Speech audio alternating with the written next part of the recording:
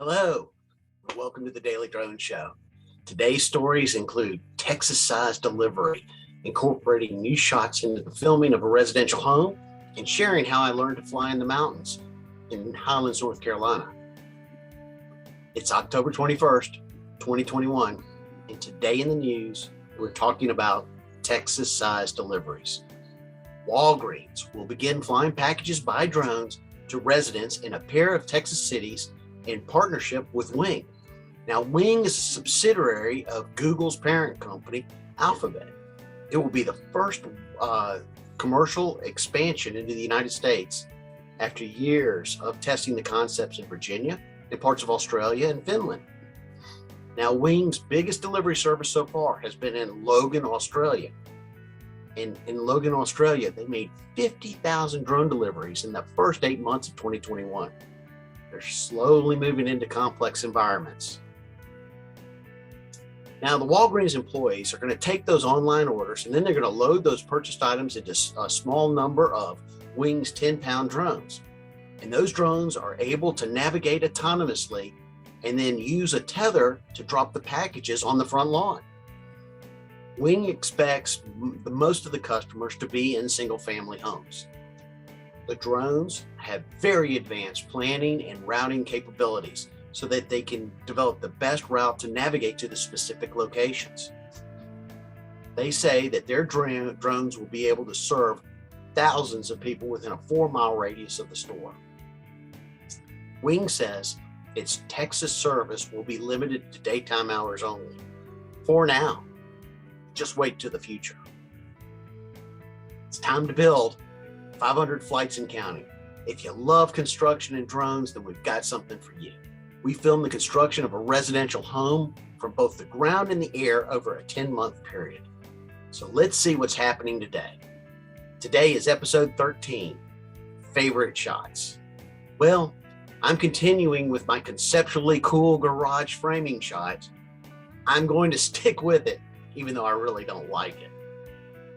Now, I've tried to film the entire basement framing, but with the rain and now with the first floor down, it's getting pretty dark. And here it comes, another delivery. Well, they finished the first floor framing, they began installing the second floor support beams. Get ready, the one and only time I flew the Mavic through the interior of the home. Thought about doing it again, but I considered it a little bit too risky. I actually had to slow the drone down. I was walking behind it at a close proximity. And then once I got through the general framing and was able to start taking it up, I was like, I'm not going to do this again. Well, the second floor is ready to be floored, and it's time to bring the decking up. And on the first floor, those workers were working in some pretty tight spaces between those support joists. Now they're stacking all that decking up on the second floor. I enjoyed the shot of the upward rotational reveal. It was getting pretty cool. With the second floor ready to be installed, it was time to work on my shots like the bird's eye. I was starting to incorporate more and more camera movements, like flying the pull-ups and the reveals. Everything was starting to come together.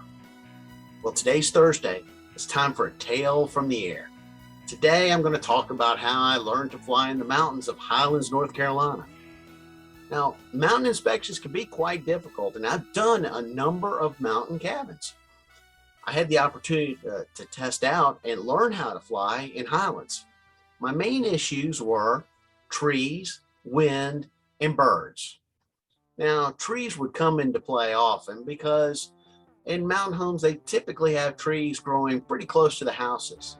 But the worst was wind, because wind came into play in two ways. One was when I would get the drone above the trees, that could be subjected to winds that could be quite severe coming off mountains or coming up mountains.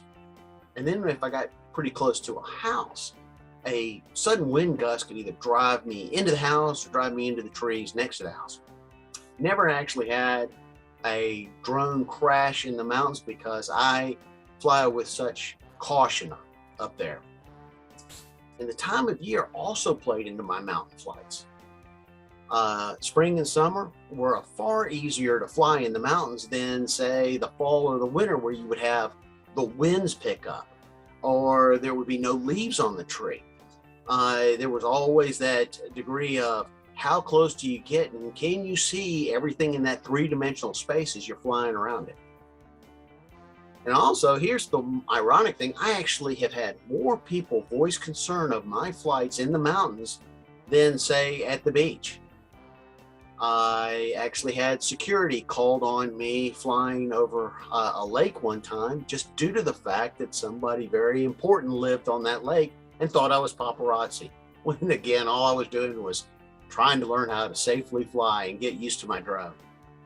Well, flying in the mountains is so enjoyable. Well, thanks for watching the Daily Drone Show. Be sure to subscribe to get some more cool content. And on behalf of all of us at Drone Education Services, fly safe, fly often, and have fun.